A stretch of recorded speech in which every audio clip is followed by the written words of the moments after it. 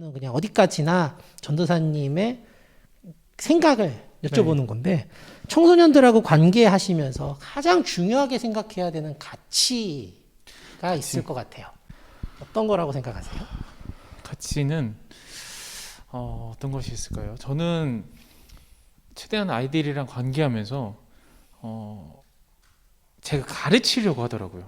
아이들 학생들이랑 이제 관계를 하면서 그냥 이렇게 편하게 얘기하면 되는데, 제가 무의식적으로 약간 가르치려고, 너 그거 아니야, 너 이렇게 해야 돼, 너 그렇게 하면 안 된다, 너 이렇게 해야지, 당연히 너가 좋은 거야, 약간 이렇게 제가 이야기하는데, 제가 그런 가르침 속에서 이러면 안 되지 않나? 라는 문득 의문이 들었어요. 그 의문이 어떤 의문이었냐면 스스로 하나님을 깨달아야 되잖아요. 하나님을 깨닫고 스스로 하나님을 경험해야 되는데, 제가 그렇게 가르치고 제가 그렇게 정답을 알려주면은 아이들이 제가 하나님은 아니지만 그렇게 보일까봐 저는 좀 염려스러운 부분들이 사실 있더라고요. 그래서 아이들이 직접 스스로 하나님을 경험하고 하나님을 알아갈 수 있도록 저는 가이드의 역할을 해주려고 하거든요. 너무 벗어나지도 않고 너무 과하지도 않게. 그래서 중간적인 그리고 아이들이 수동적인 자세가 아니라 능동적인 자세로 아이들이 살아갈 수 있도록 저는 가르치지 않는 선생님이 약간 되고 싶더라고요.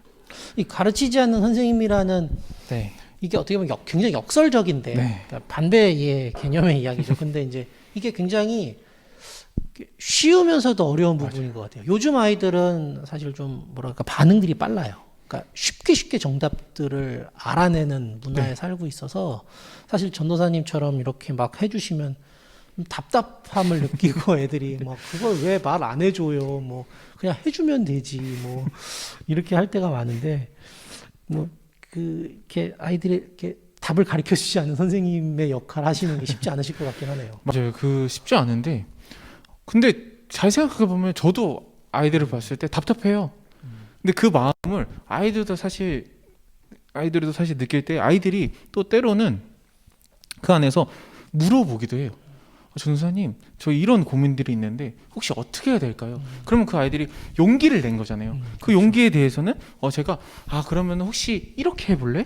저렇게 해볼래? 이렇게 용기를 낼 수 있도록 아이들을 계속 독려해 주면서 칭찬해 주면서, 또 때로는 아이들이 너무 다가온다 그러면 제가 또 거리를 두기도 하죠.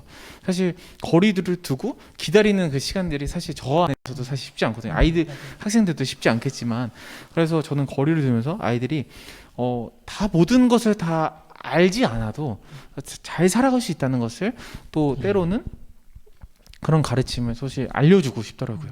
그래서 정말로 또 아이들의 또 소중한 이야기를 사실 제가 들으려면은 제가 가르치면 안 되잖아요. 아이들의 이야기를 저는 더 많이 듣고 싶거든요. 학생들의 이야기를 더 많이 듣고, 학생들이 그런 자기가 소중한 것들, 자기가 가지고 있는 소중한 달란트들을 저한테 이야기해 줄 때 저는 그것만으로 사실 기쁘고 행복하더라고요.